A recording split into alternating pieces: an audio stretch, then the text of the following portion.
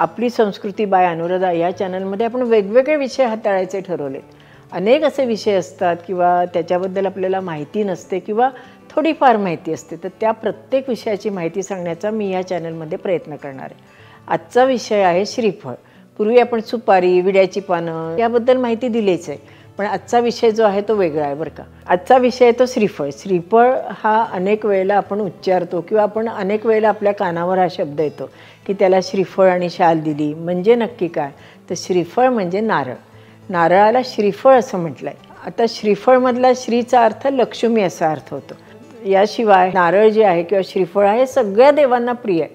प्रत्येक कार्यामध्ये, प्रत्येक पूजेमध्ये आपण श्रीफळ म्हणजेच नारळाचा आपण उपयोग करत असतो. आता तुम्हाला आठवतच असेल की एखादं कार्य जर घरात असेल तर आपण देवासमोर विड्याची पानं, नारळ, सुपारी ठेवण्याची आपल्याकडे प्रथा आहे. त्याचप्रमाणे ज्यावेळेला आपल्याकडे कोणी आमंत्रण लग्नाचं द्यायला येतं त्यावेळेला त्यांचं आमंत्रण देऊन झाल्यानंतर आपण त्याच्या हातामध्ये सुपारी किंवा श्रीफळ देतो. याचा अर्थ तुमचं कार्य निर्विघ्न पार पडो असा अर्थ होतो. आणखीन आपण नारळाचा उपयोग म्हणजे ओटी भरण्याकरता करतो. बऱ्याच वेळेला आपण बघतो की एखादी मुलगी नुकतंच लग्न झालेलं असेल तर तिची ओटी भरताना शक्यतो अस्वल नारळाने भरली जाते. आता अस्वल नारळ म्हणजे काय, तर जो नारळ हिरवा आहे त्याचं वरचं साल काढलं नाही त्याला अस्वल नारळ म्हणतात. मग हिची ओटी अस्वल नारळानेच का भरायची, साध्या नारळाने का नाही भरायची, तर शक्य असेल आपल्या घरात जर त्या उपलब्ध असेल तर अस्वल नारळाने भरावी. कारण असा अस्वल नारळ जो आहे तो आपण जर समजा जमिनीमध्ये तिने पुरला तर त्याच्यापासून कोंब येऊन नारळाची उत्पत्ती म्हणजे नारळाचं झाड येतं आणि नारळाची उत्पत्ती होते. ती नववधू असते, तिचा वंशवृद्धी होणार असते, म्हणून अस्वल नारळाने भरायची असते. इतर वेळेला मात्र आपण नुसत्या नारळाने ओटी भरतो. पण नारळाने ओटी कधीही भरताना एक लक्षात ठेवायचं की नारळाची जी शेंडी असते ना ती काढायची नाही बरं का.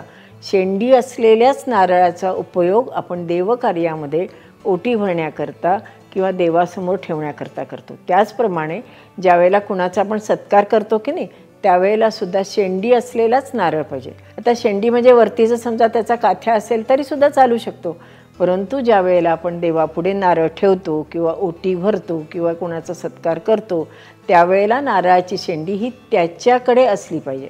म्हणजे नारळाची शेंडी देवाकडे असली पाहिजे. ओटी ज्यावेळेला भरतो त्यावेळेला नारळाची शेंडी ही ओटी भरणारीकडे असली पाहिजे. सत्कार करताना नारळाची शेंडी ही सत्कार जो ज्याचा करतो त्याच्याकडे असली पाहिजे. त्याचप्रमाणे कलशामध्ये ज्यावेळेला आपण नारळ ठेवतो त्यावेळेला सुद्धा नारळाची शेंडी ही वरच्या बाजूला असली पाहिजे. एकूण काय तर शेंडी असलेल्या नारळाचा देवकार्यामध्ये किंवा इतर ठिकाणी उपयोग होतो. आता आणखीन आपण नारळाचा उपयोग कुठे बघतो बरं, बऱ्याच ठिकाणी तुम्ही बघितलं असेल दाराला जे तोरण बांधतात की नाही त्याच्यामध्ये नारळ असतो. आता हल्ली डेकोरेटिव्ह केलेले नारळ लावले जातात, परंतु खरा नारळसुद्धा दाराच्या तोरणाला बांधला जातो. शिवाय आपण देवाला नारळाचं तोरण बांधतो म्हणजे 7 नारळ, 21 नारळ आपण काही संकल्प केलेला असतो, काही देवाला मागितलेलं असतं, ती जर आपण पूर्ण झाली असेल आपली इच्छा तर त्यावेळेला देवाला 7 किंवा 21 नारळाचं तोरण बांधूनसुद्धा आपण देवाला अर्पण करत असतो. आता आपण मार्गशीर्षातले गुरुवार करतो त्यावेळेला सुद्धा बघा कलशावर आपण नारळ ठेवतो, म्हणजेच नारळ म्हणून आपण देवीची प्रतिष्ठापना करतो. मग तिला आपण खण नेसवतो, नथ घालतो, छानपैकी वेणी घालतो, छान सजवतो, हो की नाही. मुखवटासुद्धा हल्ली बरेच जण त्याला घालतात. अशा तऱ्हेने तिथे सुद्धा नारळाला खूप महत्त्व आहे. आणखीन एक तुमच्या लक्षात आलं का की नारळी पौर्णिमेला आपले कोळी बांधव आहेत ते सागराला नारळ म्हणजे श्रीफळ अर्पण करतात आणि जलदेवतेची प्रार्थना करतात. त्याचप्रमाणे आपण देवीला किंवा एखाद्या देवळात गेलो तर तिथे नारळ फोडतो, पण कधी फोडतो म्हणायचं नसतं बरं का, नारळ वाढवला असं म्हणायचं असतं. तर तिथेही आपण प्रत्येक देवळामध्ये नारळ वाढवतो, पण नारळ वाढवताना सुद्धा शेंडीची जी बाजू असते ती देवाकडे असली पाहिजे.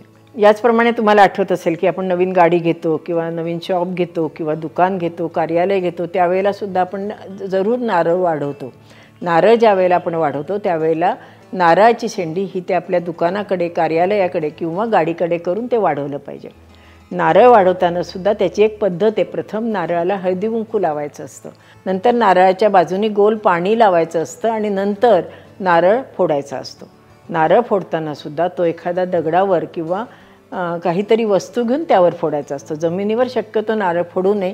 त्याचं जे पाणी असतं ते सुद्धा आपण एका भांड्यात घेऊन सगळ्यांनी ते तीर्थ म्हणून घ्यायचं असतं. आणि ज्यावेळेला आपण देवासमोर नारळ फोडतो त्यातला अर्धा भाग हा देवाला द्यायचा असतो आणि अर्धा भाग असतो तो आपण घरी आणायचा असतो. आणखीन एक आहे की नारळ ज्या वेळेला ओटीमध्ये भरतात किंवा कलशामधला नारळ असतो त्याचं पुढे काय करायचं, तर असा जो नारळ आपल्याला ओटीमध्ये आलेला असतो किंवा आपण एखाद्या देवळात दर्शनाला गेल्यावर आपल्या ओटीमध्ये नारळ घालतात, असा नारळ जो असतो तो त्याचं आपण गोड पदार्थ करून तो खायचा असतो. अशा तऱ्हेने नारळाबद्दलची जी महत्त्वाची माहिती होती ती आपण बघितली. आणखीन काही विषय आहेत ते तुम्हाला जर त्याच्याबद्दल माहिती हवी असेल तर आपल्या अभिप्रायामध्ये नक्की कळवा. अशाच छान छान विषयावर माहिती बघण्याकरता ऐकण्याकरता तुम्ही आपली संस्कृती बाय अनुराधा या चॅनलला लाईक करा, शेअर करा आणि सबस्क्राईब करा आणि आपल्या मित्रमंडळींना आपल्या चॅनलबद्दल सांगायला विसरू नका. धन्यवाद.